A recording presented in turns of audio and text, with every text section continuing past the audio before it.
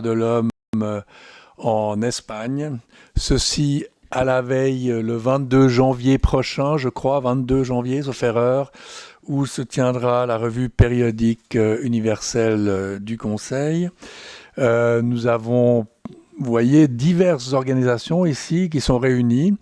J'ai constaté, je le mentionne, j'ai constaté que cette session ici, cette conférence de presse avait déjà passablement fait réagir sur les réseaux sociaux et qu'il y a évidemment dans ces questions-là surtout dès lors qu'elles sont liées à la question aussi directement, indirectement de l'indépendance en Catalogne.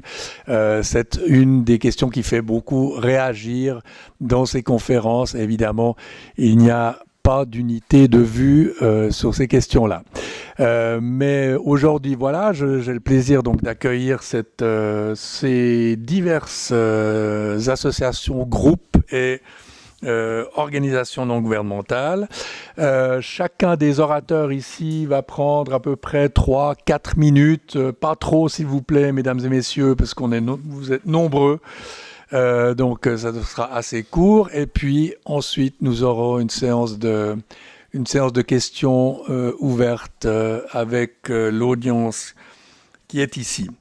Alors, sans attendre, je vais passer la parole à Jaume Bardolet, qui est le coordinateur de de la Commission internationale de l'Assemblée nationale catalane. Je traduis cela de l'anglais, excusez-moi s'il y a des imprécisions sur la dénomination exacte, je vous laisserai corriger le tir.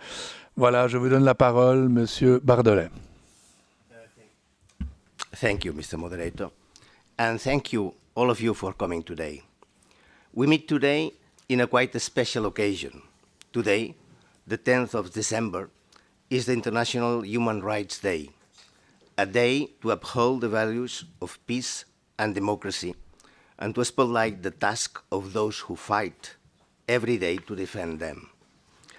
This press meeting will feature representatives from 8 different civil society organizations, from backgrounds such as minority rights, language and culture, self-determination, freedom of speech, freedom of assembly, and the defense of journalists, and also the attorneys, among others. But in turn, we represent dozens of other organizations that have submitted reports to the United Nations Universal Periodic Review on Spain, a session that, as the chairman has said, will take place on January 22nd, 2020. We have worked together to have a voice during an event as relevant as the Universal Periodic Review, to denounce the injustices taking place in Spain and offer the point of view of the civil society who we represent. The growing human rights violations against minorities, activists, journalists, and other groups are a very serious issue that concern us all. They are a threat to the UN human rights system, and as such, to the protection of human rights all over the globe. Let me now introduce myself and my organization. My name is Jaume Bardolet, and I speak on behalf of the Catalan National Assembly, a grassroots organization founded on March 2012, which promotes the defense of the right to self-determination of Catalonia in peaceful and democratic ways. Following the 2017 independence referendum, the Parliament of Catalonia was suspended and dissolved, and the executive was taken over by the Spanish government. While the institutions have been somewhat restored, the actions of the Spanish state since October 2017 have fundamentally undermined the right to public participation of the Catalan people. 9 people, 7 high-level politicians and the leaders of 2 pro-independent civil society movements, Jordi Sánchez, then leader of the Catalan National Assembly, and Jordi Cuixart, the leader of Òmnium Cultural, were arrested on suspicion of crimes of sedition and rebellion, crimes that are restricted to violent insurrection. These accusations have been denounced by the UN Special Rapporteur on the right to freedom of opinion and expression. by Amnesty International and by the UN Working Group of Arbitrary Detention, among many other international human rights institutions and NGOs. Among other reasons, Spanish judges claim that their strictly non-violent political activities and ideas were exactly the reason why they could not be released, because they would continue to express them upon release, a clear indication that the judges consider pro-independence political opinions to be criminal in nature. In the elections of the European Parliament in May 2019, 2.3 million voters vote for the Junts per Europa and Ahora Repúblicas tickets, the former led by Carles Puigdemont and Toni Comín, both in exile, and the latter by Oriol Junqueras, in jail. Spain's electoral board has not allowed these three MPs elected to take up their seats in the European Parliament. Most of their voters were members of the Catalan minority, who, as a result, are not represented in their chosen delegates in the Catalan Parliament, Spanish Congress, and European Parliament. This means about 2.3 million European citizens belonging to a minority were completely deprived of their right to vote and to public participation, disenfranchised with absolute impunity. This fact is often overlooked, but it is considerably undermined the European democratic process and creates precedent for the future. Moreover, the Constitutional Court's rulings on independence referenda deny the basic rights guaranteed by the right to self-determination under the International Covenant on Civil and Political Rights. The efforts to restrict participation on duly elected Catalan officials also constitute a violation of the right to public participation. This right is being further restricted by criminal justice operation by the Spanish authorities, which creates a chilling effect on those seeking public office. The Council of the European Parliament Assembly has expressed concern on the growing number of national, regional, and local politicians prosecuted for statements made in the exercise of their mandate, in particular in Spain and in Turkey. In this sense, it is important to note that the Turkish Interior Minister, Süleyman Soylu, justified the removal of 3 Kurdish measures early this year, citing the case of the Catalan leaders in jail. On October 14, 2019, the Spanish Supreme Court handed down prison sentences for 9 Catalan civic and political leaders, with terms going from 30 years jail for the former vice president of the Catalan government to 9 years for civil society leaders, the former presidents of our own organization, the Catalan National Assembly, and the president of Òmnium Cultural. All these actions have resulted in a violation of the right to self-determination, as enshrined in ICCPR Article 1, as well as of the right to public participation enshrined in Article 25 of the Covenant. This right is a cornerstone in any democratic state. The EU has been an example for many countries in the entire world till now, but the violation of the right to public participation is a threat to the legitimacy of the European Union democratic model, and consequently on the defense of fundamental and human rights all over the globe. For these reasons, we call on the Spanish authorities to promote the right to public participation by providing an opportunity for the expression of the will of the Catalan people, including the removal of restrictions of duly elected pro-independence politicians from taking up their seats in local, national, and European institutions of governance. Thank you very much. And now I will pass the floor to Begoña. Thank you. Thank you. Good afternoon. Bonjour. Arratsaldeon. The following 5 organizations have sent a statement to the committee. SARE, Etxerat, the Eskubideak Lawyers Association, Eleak Libre Mugimendua, and Behatokia Basque Observatory of Human Rights. I am here representing SARE, a citizens' network advocating for the rights of politically motivated Basque prisoners. There are 7 points I would like to highlight today. The underlying root cause of all our complaints is the ongoing framework of anti-terrorist exceptionality which pervades the policing, penal and penitentiary strata in Spain, even if there is not political violence to justify it. The main characteristic of this framework is ongoing policy of dispersal against bus prisoners, who are held in prison distant from their homes. This obliges relatives to travel hundreds and thousands of kilometers and is especially punishing for the elderly and children. Furthermore, a number of seriously and or terminally ill Basque prisoners continue to be held in prison, regardless of the danger to their life and regardless of ordinary Spanish penitentiary laws, which would normally allow their access to parole. Spain applies an arbitrary interpretation of European Framework Decision 2008/675/JAI. This means that Basque prisoners serve sentences in Spain for charges for which they have already served sentences in France. This shows a clear breach of judicial protection and due process. In addition, these policies are compounded by a perversion of the penitentiary classification system, which maintains Basque prisoners under the harshest security regime, including obstacles to communication, obstacles to the time of their cells and to activities, and so on.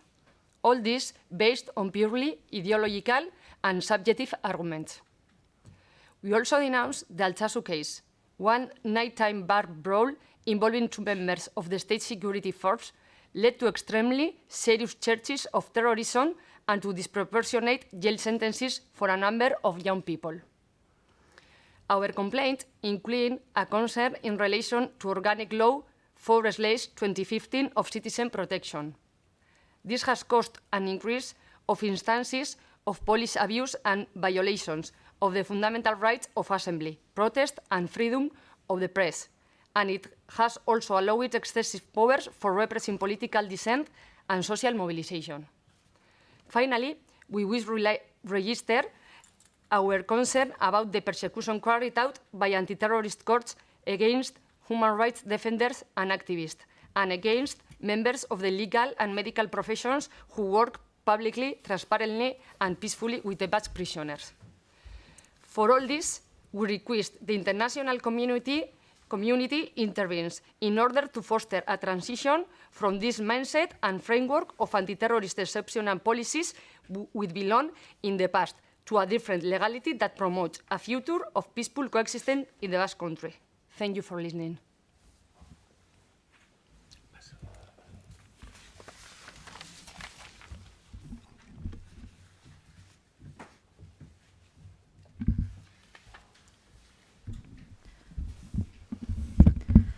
Merci de votre attention.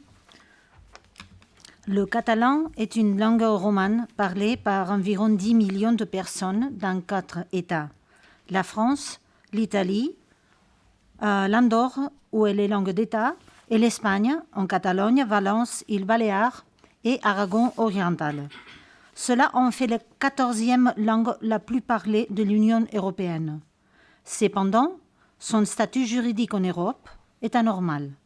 Aucune autre langue ayant autant de locuteurs que le catalan n'a pas de statut officiel dans l'Union européenne et elle n'est pas langue d'État en Espagne.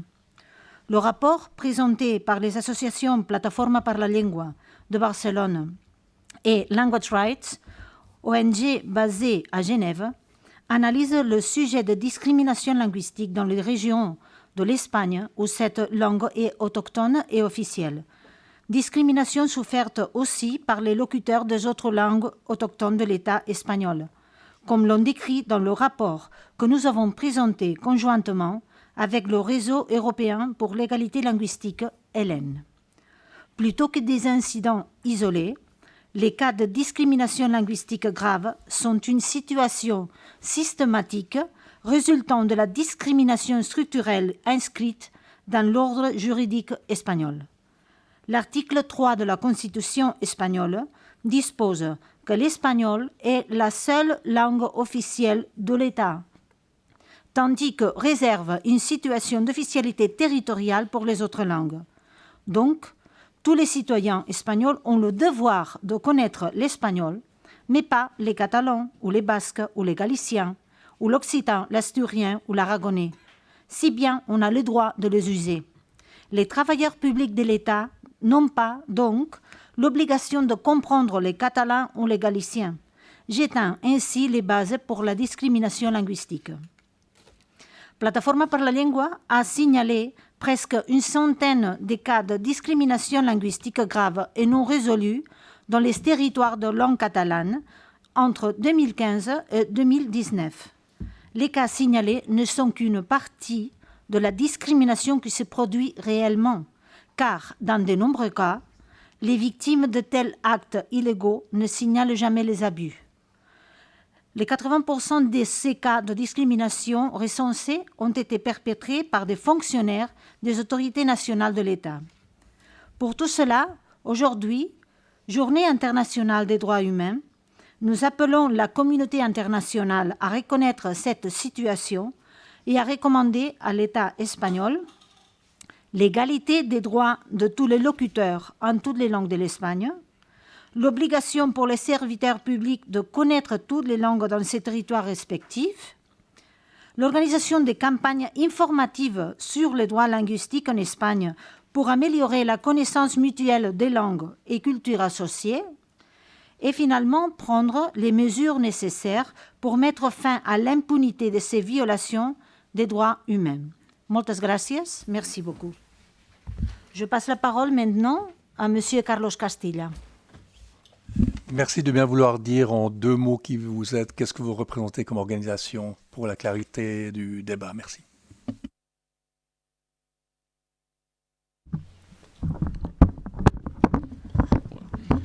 Good afternoon to everyone. I am Carlos Castilla from the Institute for Human Rights of Catalonia, and in this moment, like a spokesperson of the platform Defender a quien defiende. The Institute of Human Rights of Catalonia is an association that was created in 1983 in Barcelona, Spain, with the objective to join forces with individual and collective from public or private institutions to expand the political, economical, social, and cultural rights for everyone. For the UPR by Spain, the next UPR from Spain, we present, together with Defender a quien defiende, one contribution when the main of the recommendations of Spain in this moment are not fulfilled, but also the situation has significantly worsened. In specific, the effects of the right of assembly, the freedom of expression, the access to the information, and the right of association have been limited without complying the highest international human rights standards. We will not repeat the case and which have happened with artists, journalists, social leaders, and citizens in different parts of the Spanish state.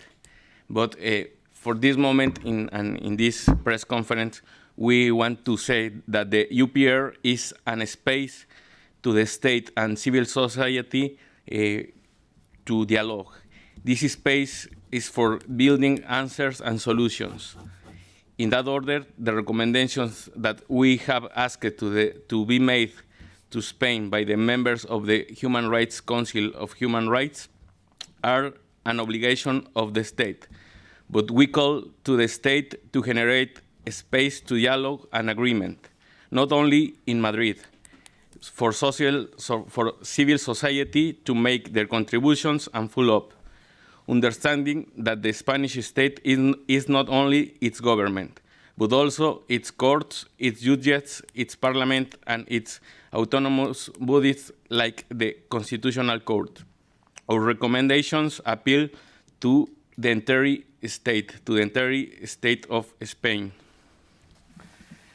In specific, For us, it's important that Spain take the measures to repeal or declare unconstitutional at least the contents of Articles 20, 30, 36, 36, 37 of the Organic Law for 2015, the named Ley Mordaza, on the protection of security, citizen security, in order to protect, respect, and guarantee the rights of freedom of expression, assembly, and association, as well as the other human rights.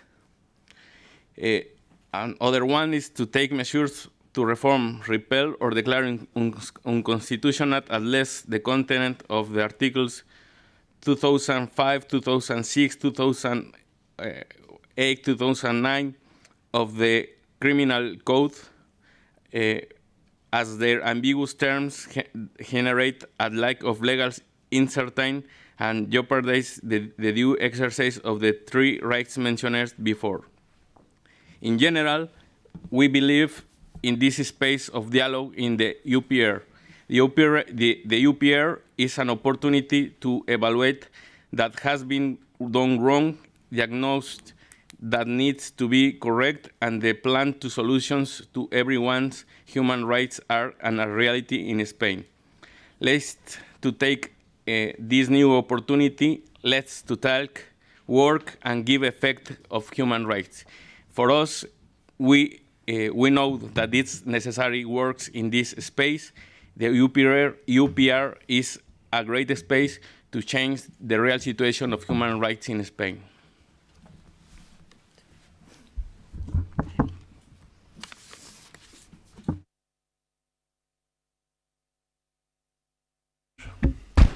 And now I give the floor to Marçal Iferet.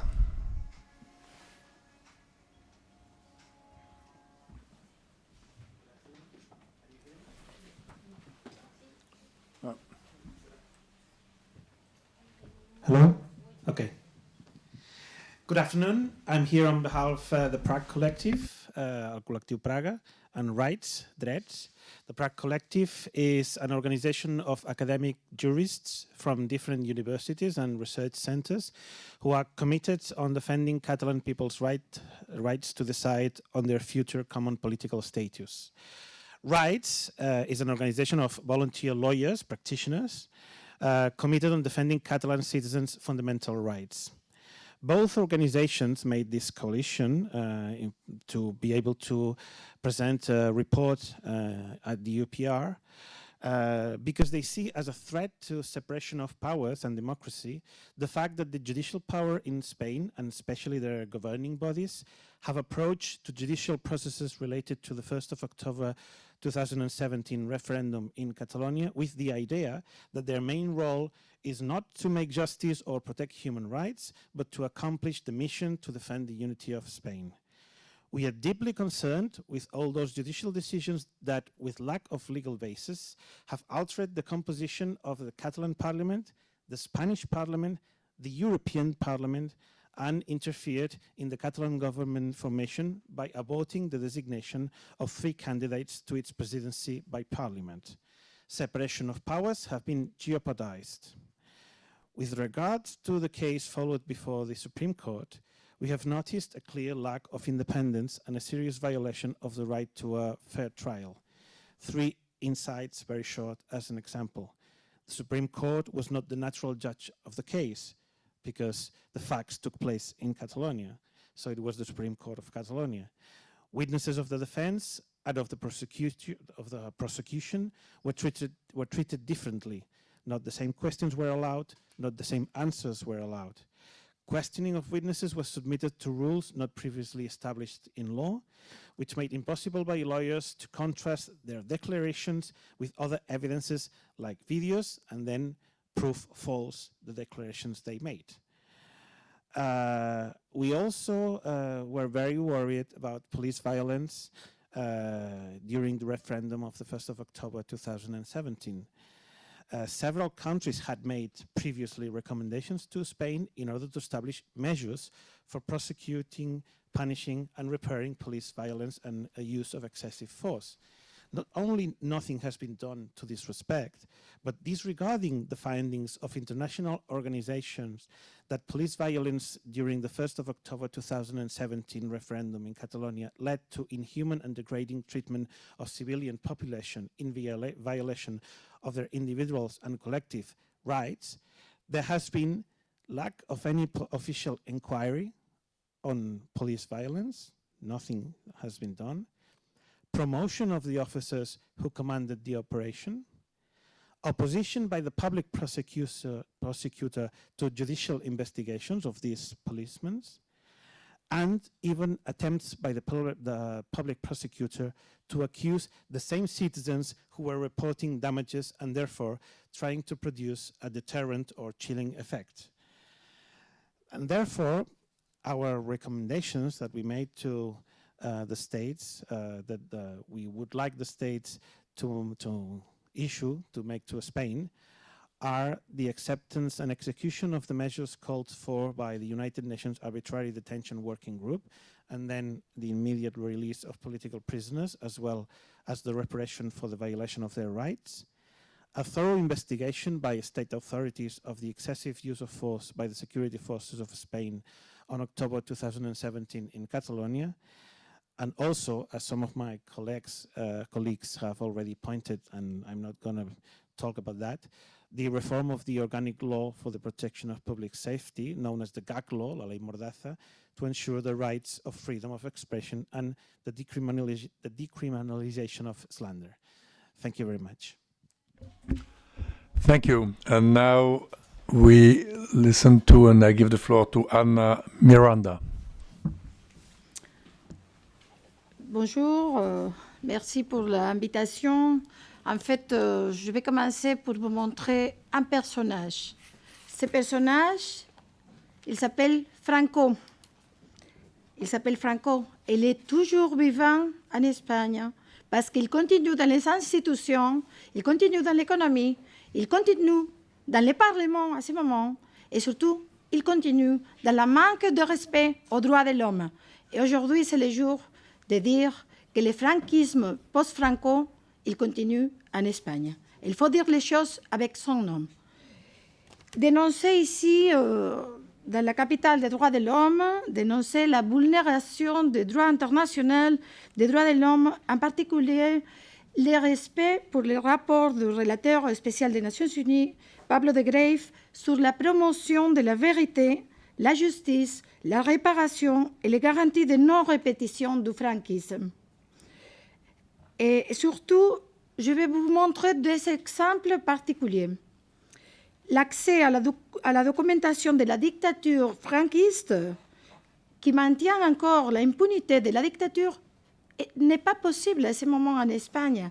Il existe toujours 13 fondations qui sont nées au franquisme, qui sont toujours pervivantes. La Fondation Franco, et les autres 12, avec des noms de militaires qui ont vraiment tué des victimes à la guerre civile.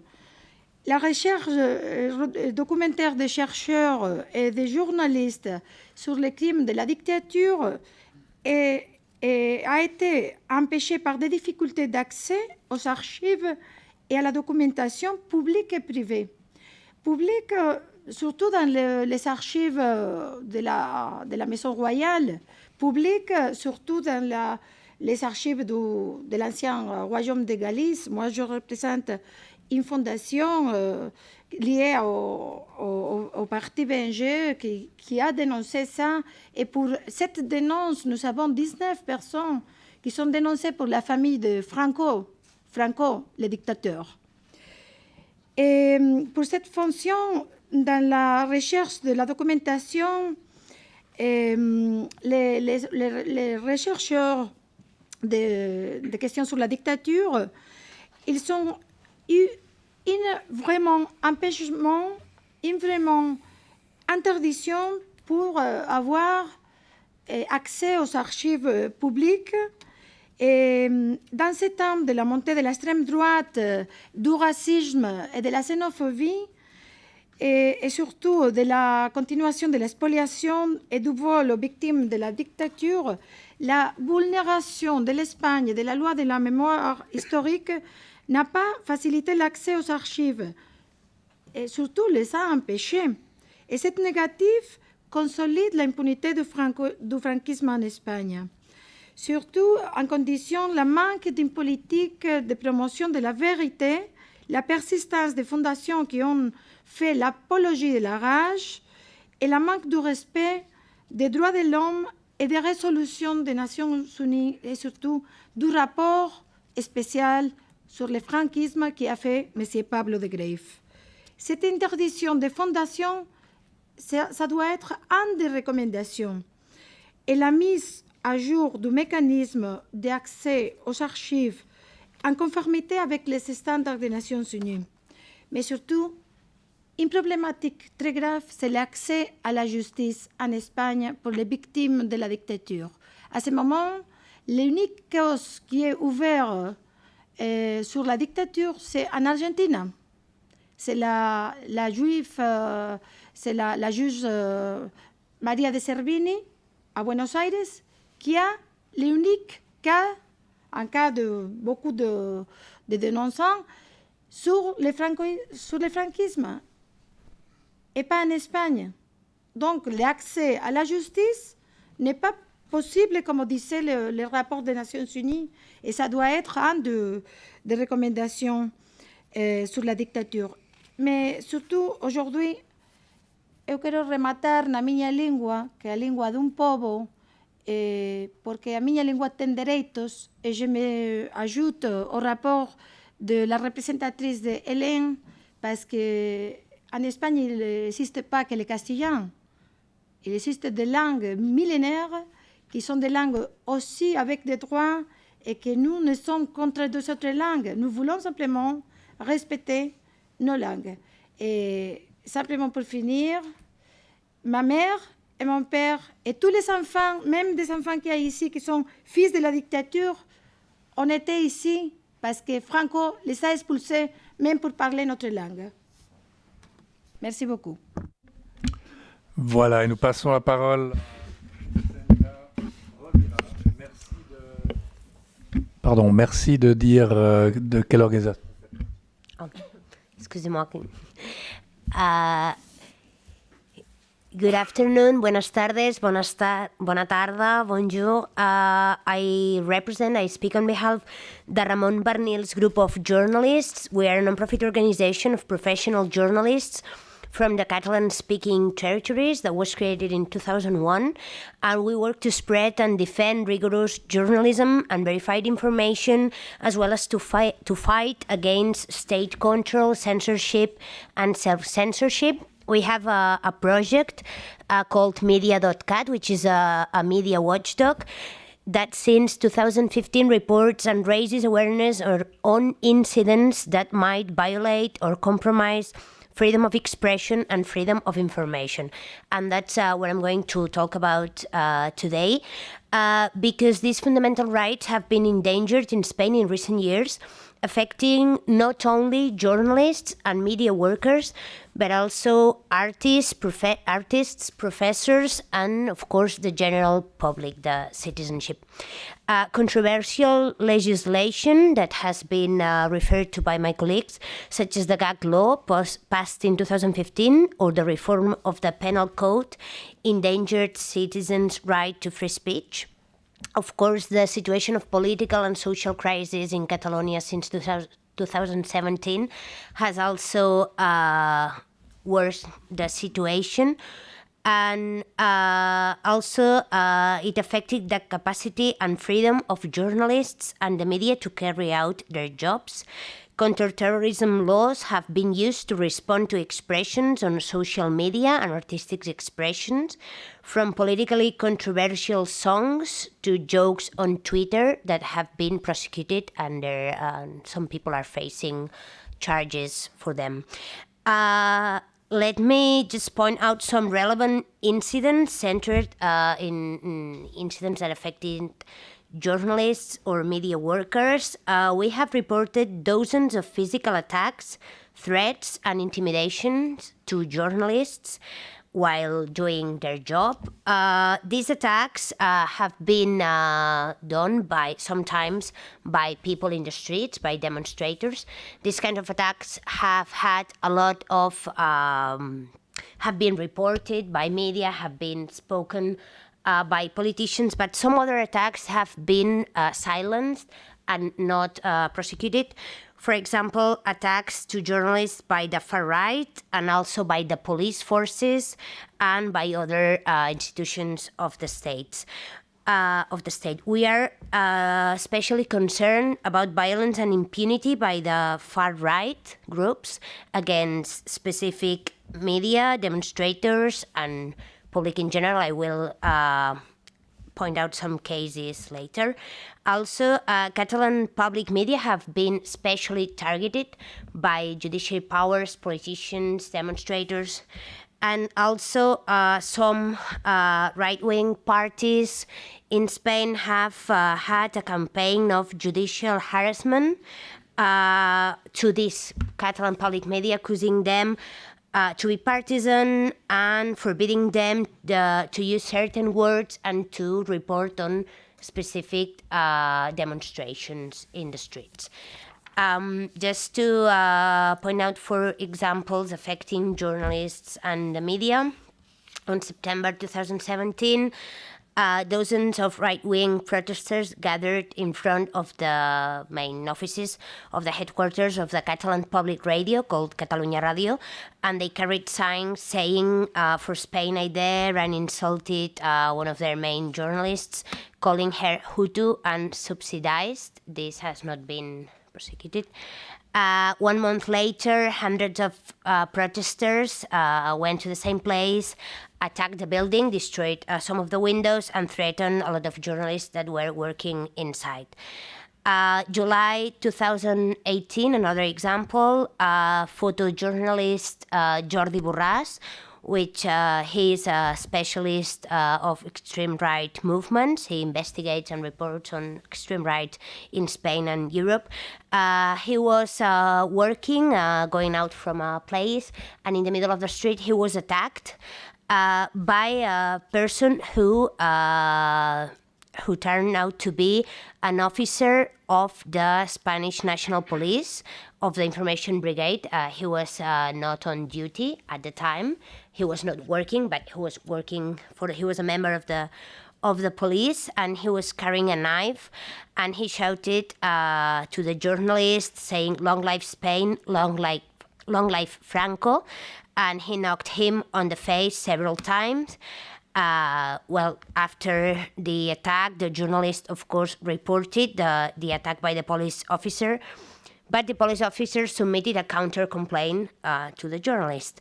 The officer was not suspended, and in May 2019, the public prosecutor requested a 2-year prison sentence against the agent, but it has to be still resolved.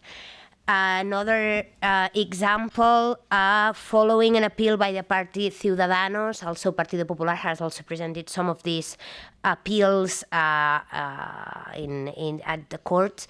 The Central Electoral Council forbid the use of terms like councillor or president for the former members of the government of Catalonia. I don't know here in Switzerland, but in Catalonia we call president every person that has been in charge. I mean, even if they were in charge in the 80s, they are still called president. But the Central Electoral Council forbid the Catalan public TV to use these words to refer to the members of the government that was deposed after the independence referendum. Also, this Central Electoral Council forbid the Catalan public television to cover a demonstration with 705,000 people in the streets of Catalonia. And it was a demonstration for the freedom of the Catalan political prisoners, but the Catalan public television was not allowed to report it live. And also another example of political speeches or mentions to the media that have, we think, been a coercion to their jobs.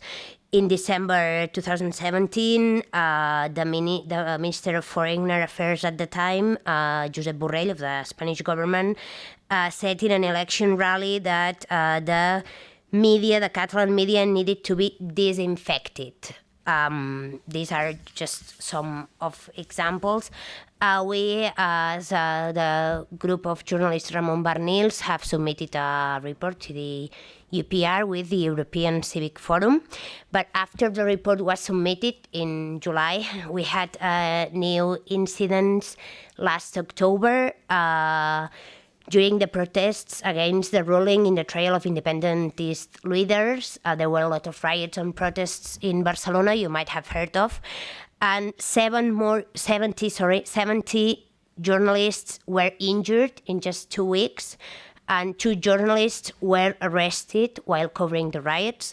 The thing is that 69%, more or less 7 out of 10 of every 10 journalists injured in these 2 weeks were injured by the police forces.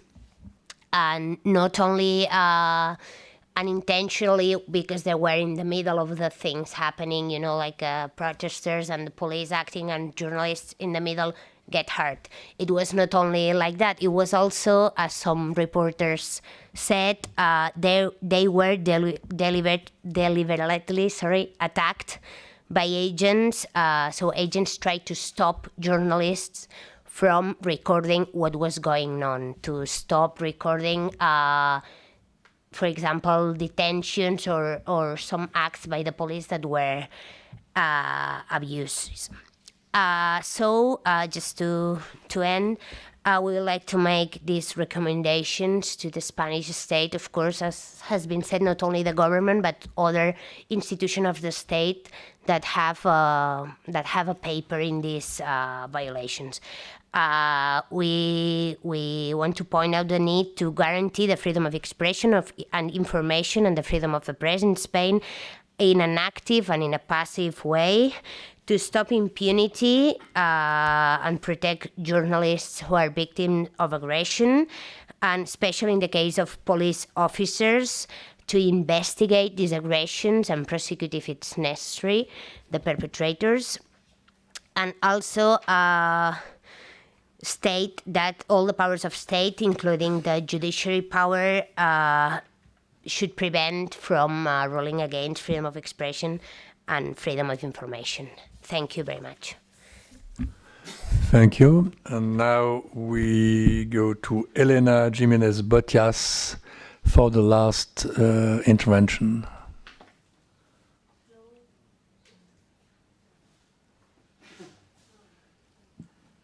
Hi, yes, thank you. Thank you very much. Good afternoon. In 2015, last time that Spain was under review, there were 23 organizations that sent a report. Now, in 2019, the number of reports and organizations has highly increased, and at least more than 40 organizations sent a report. This shows the increase of concern.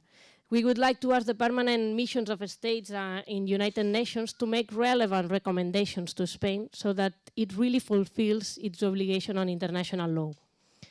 I'm Elena Jimenez and I come from Òmnium Cultural. This is a Catalan NGO with 180,000 members, no public funds, more than 50 years of history, whose president, Jordi Cuixart, is now in prison. He is accused of sedition and sentenced to 9 years of prison for having exercised his human right to peaceful demonstration and freedom of speech.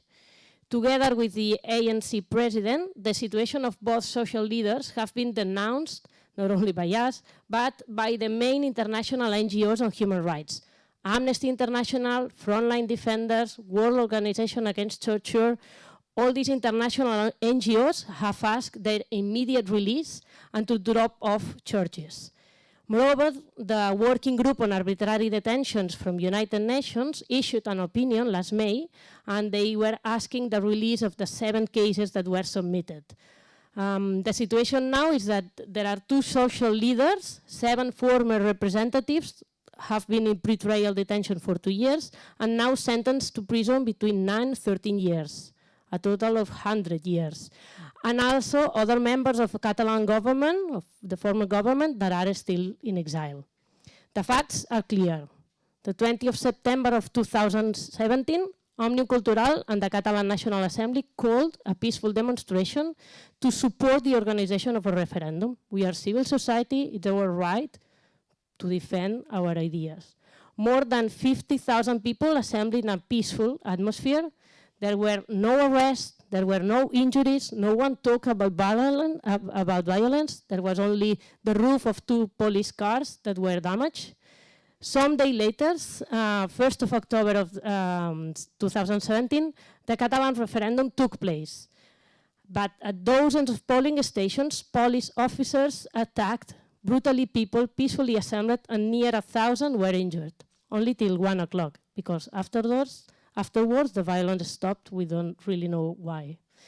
In the protests against the sentence now, last October, there were violations of the right to freedom of expression and assembly, and the Commissioner for Human Rights of the Council of Europe, Dunja Mijatovic, expressed she was, and I quote, worried about attack on journalists and reported disproportionate use of force by police on demonstrators. So it's not us, but it's international bodies denouncing the situation that is going on. And she also added, Spanish authorities should protect freedom of expression and freedom of assembly. So the recommendations we would like to issue are the following ones. To draw the attention of the government of Spain to these repeated failures to respect the right of freedom of expression and of peaceful assembly. To recommend the Spanish authorities to urgently revise the definition of the crime of sedition. This is something that also Amnesty International has called Spain to do. This is to avoid criminalization of protest and also the chilling effect the sentence can have on the right to protest by other civil society movements all over Spain. The third recommendation would be that the Spanish authorities effectively investigate and condemns the police violence against peaceful demonstration. This committed on the 1st of October, but also the one committed on last October 2019. And finally, we also would like to recommend the Spanish authorities to immediately release all the imprisoned as United Nations Working Group on Arbitrary Detention said and asked 6 months ago, and that has not been fulfilled. We would really appreciate that the UN Human Rights Council and the permanent state missions take into account all the recommendations to advance the fulfillment of the human rights in Spain, because now some civil rights are really at stake in Spain. Thank you very much. Thank you. Now we have had 8 speakers talking, and the audience is, if there are any questions to the speakers, it's time. We will bring a microphone to you. Any questions?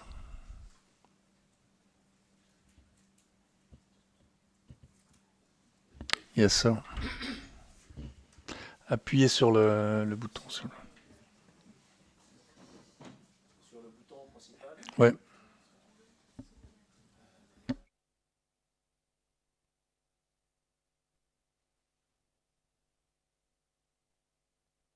Là, c'est bon, là? Alors, c'est bon. Je me présente, François Mellan. Je suis le président de l'association internationale Catalunya Peuple d'Espagne, qui représente quasiment 60% des Catalans espagnols qui sont pour la double triculture, et que des associations que vous représentez comme Òmnium Cultural ou l'Assemblée nationale catalane persécutent et poursuivent aujourd'hui dans l'autonomie catalane. Parce que ce n'est pas un conflit Espagne-Catalogne, comme vous le faites savoir, vous essayez de le vendre depuis 10 ans, et même plus, c'est catalan contre catalan. Ma question va pour la langue, et c'est Madame Sofferer, c'était Miranda Anna, c'est juste, qui a parlé de la langue catalane. Ah, excusez-moi. vous avez parlé de la langue catalane et vous avez évoqué Valence, Valencia, les Baléares, Aragon. Ils ont pourtant leur propre langue. Ça veut dire que vous niez, parce que Valencia, on travaille à Valencia aussi, et ils se plaignent de la catalanisation de leur région. Ils se plaignent de la catalanisation de leur autonomie. Les Baléares, c'est la même chose. Et les Baléares, vous n'allez pas dire à quelqu'un à Ménorque qu'il parle mallorquine. Il y a le ménorquin aussi. Est-ce que ça veut dire, chère madame, que vous niez la culture et la propre langue de Valencia, de Aragon et des Baléares qui n'ont rien à voir, mais rien du tout avec les Catalans? C'est ma première question.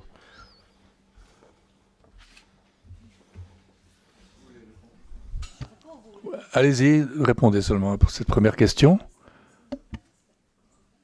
Appuyez, voilà. Ah, voilà. Tous les philologues du monde, et surtout les philologues romanes, et spécialistes en langue romane, ont reconnu que les Catalans, c'est une langue parlée dans tous ces territoires. C'est-à-dire, je ne nie pas la culture valencienne, mais je dis que la culture valencienne, mais ce n'est pas moi qui le dis, ce sont les philologues, c'est-à-dire c'est une question de philologie dans toutes les universités qui enseignent les langues romanes. Tous considèrent que la langue qu'on parle à Valencia et aux îles Baléares, c'est une dérivation du catalan, c'est-à-dire il y a une communauté linguistique et culturelle commune. Ça, c'est pas nier, tout le contraire. C'est renforcer l'idée que nous sommes une communauté linguistique commune. On peut appeler le catalan valencien, on peut appeler les catalans mallorquins, on peut appeler les catalans menorquins, ou même alguerès en Sardaigne. Mais c'est une seule langue, de la même façon qu'à l'Argentine, on ne dit pas qu'on parle argentin. Et à Chili, on ne parle pas chileno, on parle espagnol. C'est la même chose. Ça n'a rien à voir avec une colonisation politique. Nous parlons de communauté linguistique commune et ça est reconnu par tous les philologues du monde. Alors, je pense que c'est tout dit. Est-ce qu'il y a une autre question? Autre question dans la salle, monsieur?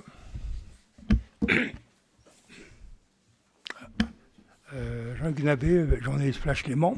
Je veux savoir quelle est la raison pour laquelle la Catalogne veut leur indépendance vis-à-vis d'autres religions espagnoles, d'autres régions espagnoles, pardon. On ne vous a pas bien compris. Vous pouvez répéter votre question. Je voudrais savoir pour quelle raison la Catalogne veut leur indépendance vis-à-vis d'autres régions espagnoles. Quelle est la cause principale? Monsieur. Ouais. Je crois qu'on pourrait passer toute la journée à vous donner des raisons, mais je vous dirais tout d'abord, c'est une question de survie. Donc pour la Catalogne et pour le peuple catalan, l'indépendance est la seule issue pour avoir une garantie de respect de nos droits linguistiques, culturels, économiques qui aujourd'hui nous sont niés. Et nous voulons être indépendants parce que ça répond aussi à la volonté du peuple. Nous sommes un peuple et nous croyons que tous les peuples ont le droit à l'autodétermination. Et nous le disons bien fort ici, à Genève, aujourd'hui, l'anniversaire de la Déclaration des droits de l'homme, dans lequel le droit à l'autodétermination est un facteur fondamental de ces bâtiments de droits humains. Je crois que Madame... Voilà, Madame Jiménez, si vous voulez compléter. C'est seulement à dire qu'ici, on est des organisations plurales. Il y a des organisations qui n'ont pas une position pour l'indépendance ou contre l'indépendance. Ce n'est pas la question ici qu'on parle. Et par exemple, Omnicultural on a fait des campagnes pour la démocratie, pour la participation dans un référendum, mais on n'a jamais fait une campagne pour l'indépendance comme ça, même si tout le monde peut penser que beaucoup de notre membres est pour.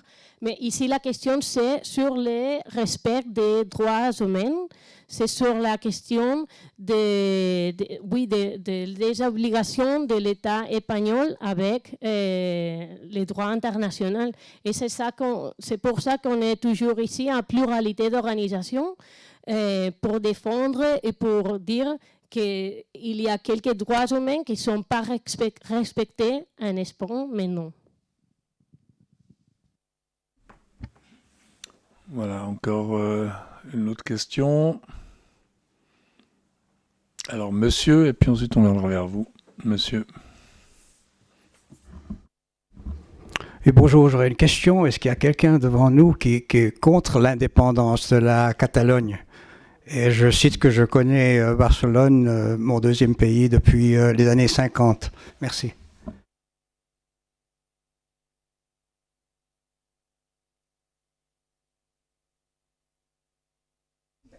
La question, oui. Je prends le micro, la question était assez claire, je crois. On ne veut pas me laisser le micro, mais voilà, j'y arrive. Est-ce qu'il y a quelqu'un parmi vous qui est contre l'indépendance de la Catalogne? Mais je crois que c'est une question personnelle, des opinions personnelles de chacun de nous. Peut-être il y a des gens qui sont contre ou pas, ou qui n'ont pas un avis. Et je pense que ce n'est pas les moments de... Je sais pas, mais c'est un peu bizarre de dire notre opinion comme personne. Ici, on est des représentants d'organisations qui font une position sur quel est l'état des compliments sur les droits humains. My organization, at least Collective Prague, was born to defend the right to have a say on that. So we defend not only the right to vote on that for the people who wants to vote yes, but also the right to vote on that for the people who wants to vote no. So, which is the will to have a say on that, the will to have a vote on that, is the inquiries say that it's about 70-75% of the population of Catalonia, even those who want to vote no. Also, we have to comment that the referendum was illegal. Could you please comment on that?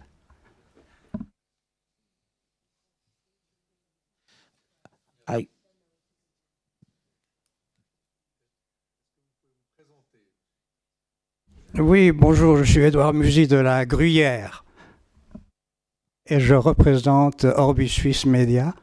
Vous pouvez aussi me parler en espagnol si usted lo desea. Es lo mismo para contestar de cualquier manera. Gracias. Tu souhaites répondre? I say that the referendum was based on a legal Catalan, based on a Catalan law. The thing is that the evolution of the different rulings of the Constitutional Court have been narrowing the possibility of consulting the people on several issues, which is leading to a lack of respect on fundamental rights. So the referendum was based on a Catalan law, was called on a Catalan law, and then the state, of course, took all the decisions, legal and illegal, to rule off the referendum. That's right. Yes, the right to self-determination is a right recognized by the United Nations in the International Civil and Economic Pact. And Spain is member of that and should be comply all the advance and agreements for democracy. So it's a right recognized by the United Nations. As I understand, it's a right through legal obligation, but done properly by the government.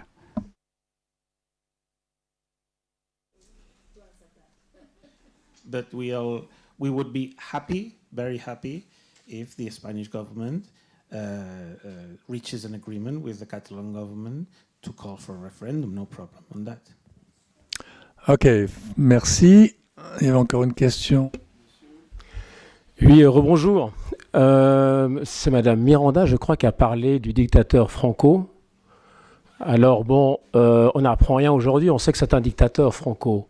Mais il me semble qu'il est décédé, ça fait plus de 40 ans, Franco.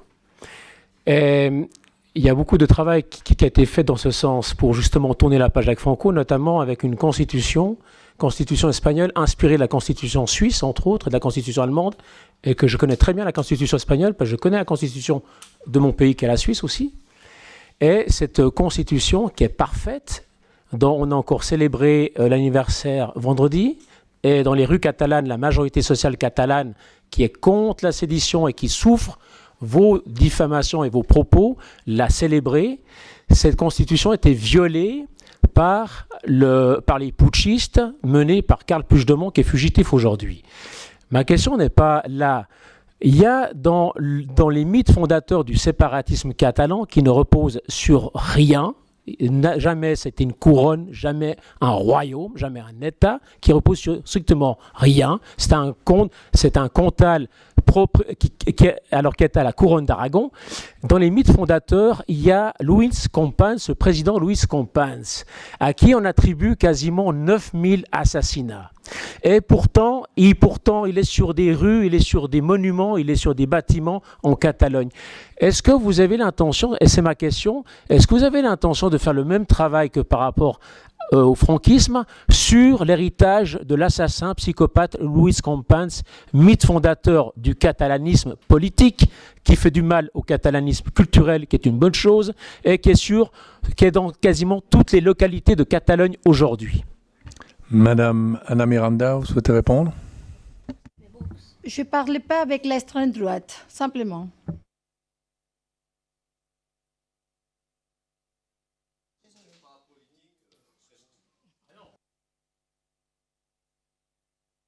Un instant.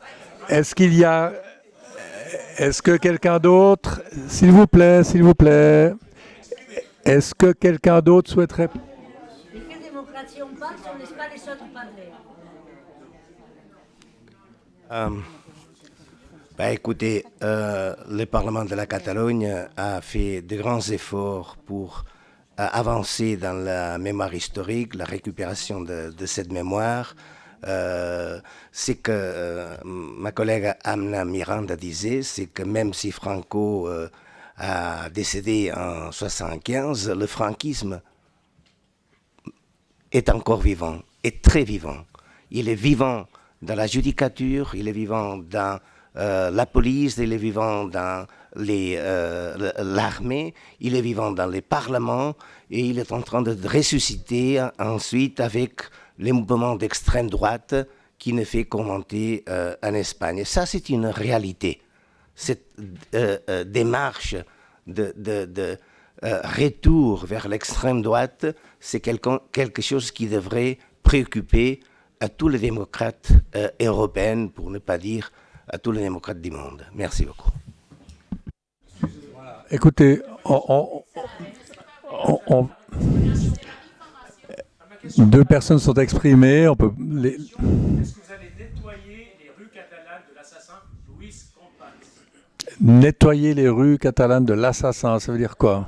Luis Companys est un mythe fondateur du séparatisme catalan qui fait autant de mal aujourd'hui. Donc votre question, si je vous comprends bien, excusez-moi. Le travail qu'on a fait avec Franco. D'accord. Monsieur. Well, thank you. Only to... It's important. This space is for UPR. This is the point that we are working this afternoon. In that sense, I repeat, the UPR is an opportunity to evaluate what is being wrong, diagnose what we need, and to plan the solutions. All that are talking now is in this space. UPR is a great space to dialogue, to talk, to solutions all the problems in Spain. This is one opportunity to work in that sense. only for this is UPR, and this is the space for human rights to build, to change all things. Thank you. Voilà, s'il n'y a pas d'autres questions, nous allons nous arrêter là. Je vous remercie. Bonne fin d'après-midi.